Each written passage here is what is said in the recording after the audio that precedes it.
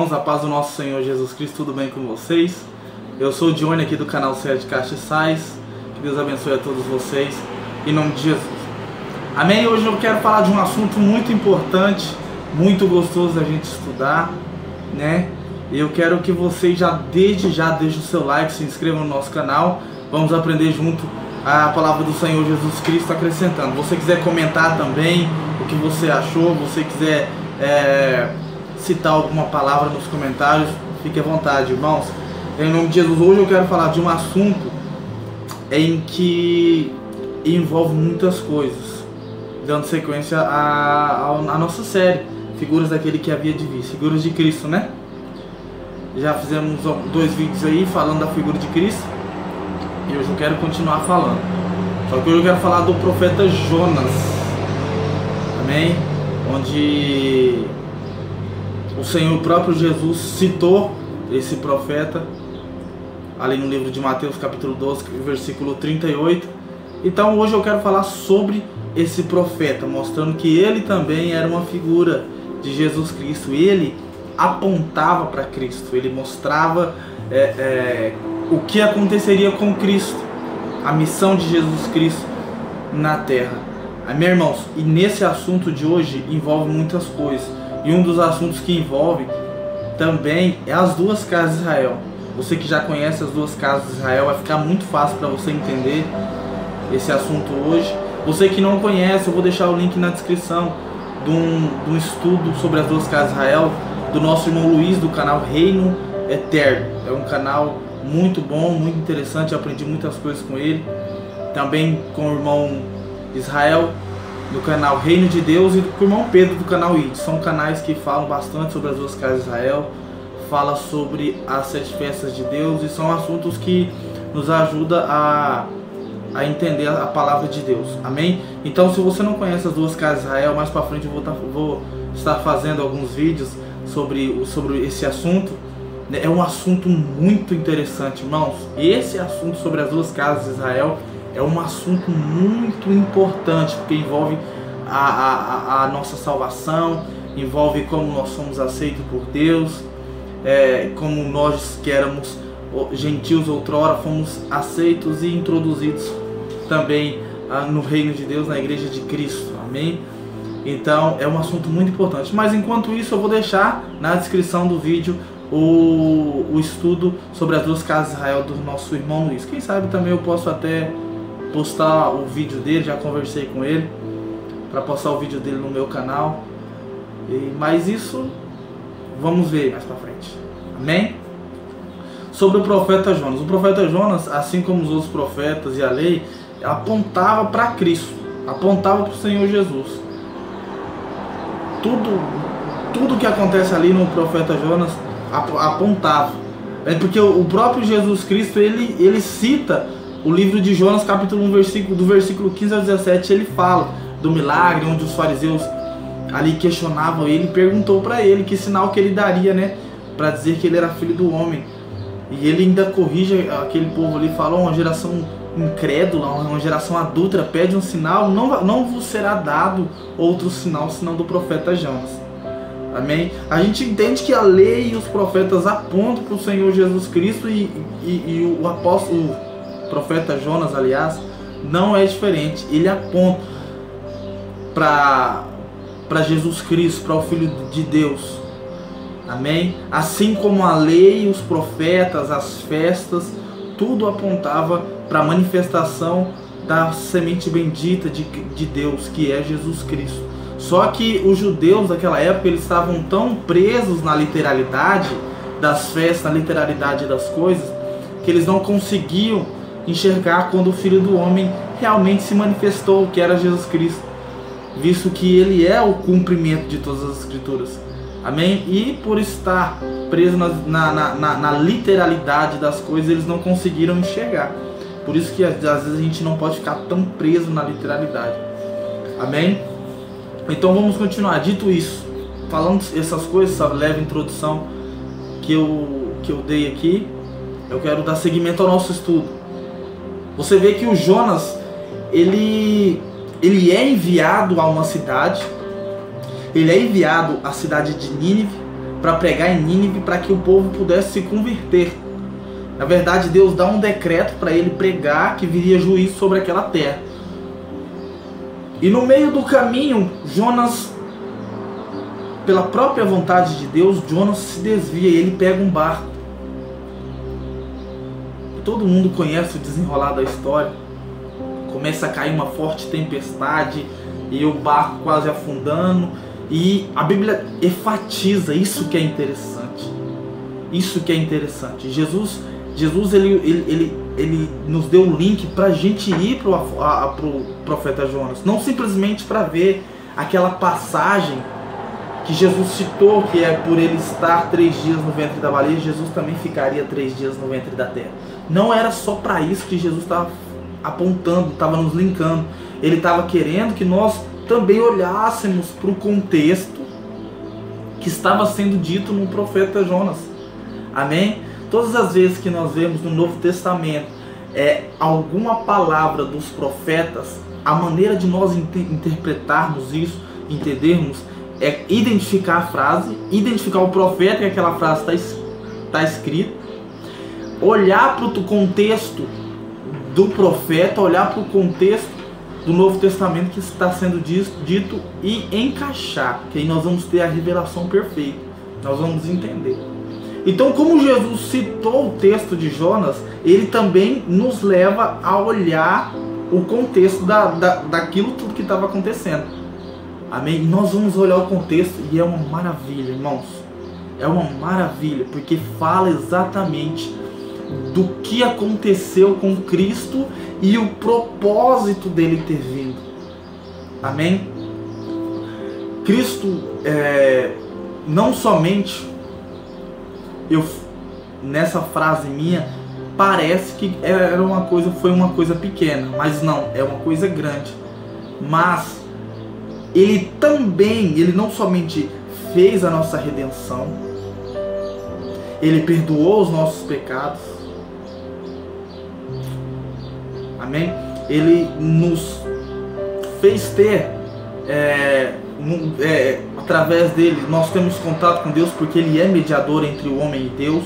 Mas também ele fez muitas coisas. Efésios vai dizer que ele vai se cumprir nele a vontade de Deus que esteve oculta desde o início de tudo, que é fazer convergir nele o que há no céu e na terra.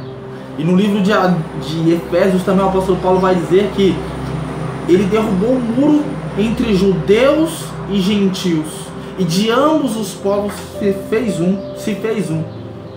Dos dois povos fez um só. Amém? Judeus e gentios que estavam separados, ele fez um povo. Amém? Então nós vemos ali, primeiro, Jonas, ele está no barco e ele está dormindo. A Bíblia diz que ele está dormindo. E o povo começou a desesperar, porque começou a chuva, a tormenta muito forte. Eles começaram a jogar os utensílios fora, né? E aí eles começaram, cada um oraram aos seus deuses. A Bíblia é bem específica nisso. Eles oravam aos seus deuses para que pudessem salvar eles. E quando nós vemos falando que eles oravam aos seus deuses, arremete diretamente aos gentios, porque gentios são pagãos, são pessoas pagãs que adoram outros deuses. Amém? E olha o que acontece. Jonas, eles encontram Jonas, acordam Jonas, pedem para Jonas orar ao Deus dele, e Jonas reconhece que aquilo estava acontecendo por causa dele, porque ele havia desobedecido uma ordem direta de Deus. Mas tudo isso com um propósito enorme, irmãos, porque a Bíblia vai dizer que eles pegaram Jonas e antes de lançar Jonas no mar, eles oraram a Deus e pedindo misericórdia ao Deus de Jonas, para que não fosse imputado o sangue do inocente sobre eles. Não lembra quando o rei ali lavou as mãos, pedindo para que o pecado, o sangue de Jesus, que era inocente, não caísse sobre ele? E aquele rei, ele era pagão. Então aqueles gentios ali do contexto de Jonas, eles fazem essa oração, eles jogam Jonas no mar, e Jonas é engolido pelo grande peixe. Aí então a Bíblia vai dizer que eles temeram ao Deus de Jonas, temeram e ali ofereceram sacrifícios de louvor ao Deus de Jonas, ou seja, através daquilo que aconteceu com Jonas, da morte, entre aspas, da morte de Jonas, dele ter que morrer para poder salvar aqueles gentios que estavam ali, aqueles homens que estavam ali, né? Então ele precisou morrer através da morte simbólica de Jonas. Ele salva aqueles gentios que adoravam outros deuses, mas pela morte dele, tecnicamente, espiritualmente, aliás, pela morte dele, aqueles gentios foram salvos e se voltaram para Deus. Aí se encontra a casa de Israel, que eram as 10 tribos. No estudo você vai ver perfeitamente, era o reino de Deus, as 12 tribos. E no livro de Reis ela é dividida, 2 para um lado, 10 para o outro. As 10 tribos passam a se chamar casa de Efraim, ou algumas vezes chamado de casa de Israel. As 2 tribos, ela forma o reino de Judá. No livro de Oséias, as 10 tribos, a maior parte Deus renega elas, fala que não é mais povo dele, não terá mais misericórdia daquele povo, e espalha entre as nações. Só que em Oséias 1:10 ele faz a promessa de restaurar aquele povo de uma forma maior, de trazer de volta aquele povo que foi renegado. Na onde foi, está escrito assim, na onde foi dito, não mais meu povo se dirá que é o meu povo. Terei misericórdia, onde diz que não haveria misericórdia. E aí mais adiante diz, bendito é o dia em que Deus semeia. Amém? Aí o reino de Deus nessa parte passa a ser reduzido, torna-se somente Judá, que de Judá vem o país literal, o país de Israel. Então fica reduzido somente no país de Israel, e as outras tribos é espalhado entre as nações. Só que Deus tem uma promessa maravilhosa sobre isso, de restaurar, trazer de volta de uma forma maior. Amém? E aí a gente vai ver um contexto, máximo, quando Jesus fala que ele é o grão de trigo, que ele teria que morrer e dele nasceria uma grande seara. E essa grande seara são judeus e gentios unificados pela morte de Cristo, tornando-se o corpo de Cristo. Amém? Então vamos lá na alusão de Jonas. Jonas salvou os gentios. Ele havia sido enviado a Nínive, ou seja, ele havia sido enviado a um povo. E esse povo simbolizava Jesus Cristo sendo enviado aos judeus. E pela morte e ressurreição de Cristo, salvou os gentios também. Os judeus foram salvos, serão salvos reconhecendo Cristo, olharão para aquele que o transpassaram e serão salvos. Começou pelos judeus, os apóstolos eram todos judeus, e também os gentios pela morte de Cristo. Então Jonas é enviado aos ninivitas, aquele povo. Jesus foi enviado a um povo, e ele, sendo enviado a um povo, salvou outro povo também e destruiu o muro que havia posto entre vós. Jonas fez do povo que era gentil e dos ninivitas terem um só Deus. O livro de Oséias diz que chegaria um tempo que Judá e Israel, a casa de Judá e a casa de Israel, subiriam da terra e teriam uma só cabeça. Olha o que Jonas fez, que uma só cabeça é Cristo ali em Oséias. Se fala que iriam subir da terra, está falando que é uma plantação. E olha o que Jonas fez ali. Daqueles gentios e do povo de Nínive, fizeram eles crer em um só Deus. Mas por quê? Antes disso, Jonas teve que ficar 3 dias no ventre da baleia. 3 dias no ventre do peixe grande. 3 dias. E Jesus usa esse texto, que assim como Jonas ficou 3 dias no ventre do grande peixe, ele ficaria na terra. Ele ficaria no ventre da terra, para que assim ele pudesse salvar todos os outros após ele ressuscitasse. E a ressurreição de Cristo fez o corpo de Cristo tornar-se a igreja. Então olha como é grande, essa passagem. Jonas está mostrando Cristo, e não só mostrando a morte de Cristo, mostrando a grandeza que Cristo fez na sua morte e ressurreição. De ambos os povos fez um, e dos dois povos que tinham deuses diferentes, sobre eles edificou um só Deus, fez um só Deus, que é o Deus verdadeiro, que é o Deus o qual nós adoramos. Esse estudo das duas casas de Israel é maravilhoso, irmãos. E Jonas está falando disso. Jonas está falando da morte de Jesus. Jonas está falando das duas casas de Israel, judeus e gentios. A cidade de Nínive representava o povo judeu, representou naquele momento o povo judeu.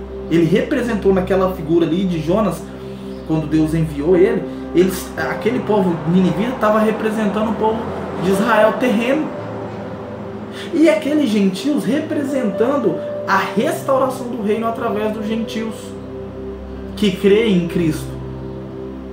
E aí a igreja do Senhor, formada por judeus e gentios unificados, escolhidos para poder restaurar e edificar o templo de Deus, que é o corpo de Cristo. Olha a grandeza dessa mensagem. E Cristo nos aponta, nos mostra, não vai dar outro sinal. Ele diz, não vai ter outro sinal a não ser isso. Olha para aquilo, olha para o que aconteceu com Jonas. Ele está falando isso, olha o que aconteceu com Jonas. Olha a história de Jonas. Ali está resumido o Evangelho. Ali está mostrando o Evangelho. Não só Jonas, mas a parábola do filho pródigo, o filho perdido, fala exatamente do Evangelho, das duas casas de Israel. Sabe? As promessas de Abraão remetem a nós. Sabe? Aqui, olha a grandeza dessas palavras, irmãos. Então, Jonas é uma figura de Cristo. Não só da pessoa de Cristo, mas do ministério de Cristo. Do que aconteceu, do que Cristo fez na sua morte e ressurreição. Jonas foi, mostrou, assim como os outros profetas, assim como Isaac, assim como Abraão, assim como Adão, assim até a arca de Noé falava de Cristo, irmãos. Até a arca. Entende? Então é esse estudo que eu quero deixar para vocês. Quero pedir para vocês mais uma vez que vocês se inscrevam no nosso canal. Deixe seu like, deixe seu comentário, né? Comentários que vai nos edificar, vai ajudar você, vai me ajudar, vai ajudar os irmãos. Ajuda a crescer o canal, compartilha esse vídeo, vai chegar ao maior número de pessoas, para que nós possamos ter desejo. Eu quero despertar em vocês, irmãos. Eu quero despertar o desejo de vocês lerem a palavra, de vocês estudarem a palavra, e não ficar preso simplesmente em doutrinas humanas, em doutrinas de homens, e sim abrir a sua mente para as Escrituras. Fala de Cristo, fala dele, aponta para ele. Amém? Deus abençoe vocês, em nome do Senhor Jesus Cristo. Compartilhe esse vídeo com o maior número de pessoas. Eu fico por aqui e que Deus abençoe todos vocês. A paz do Senhor. Amém.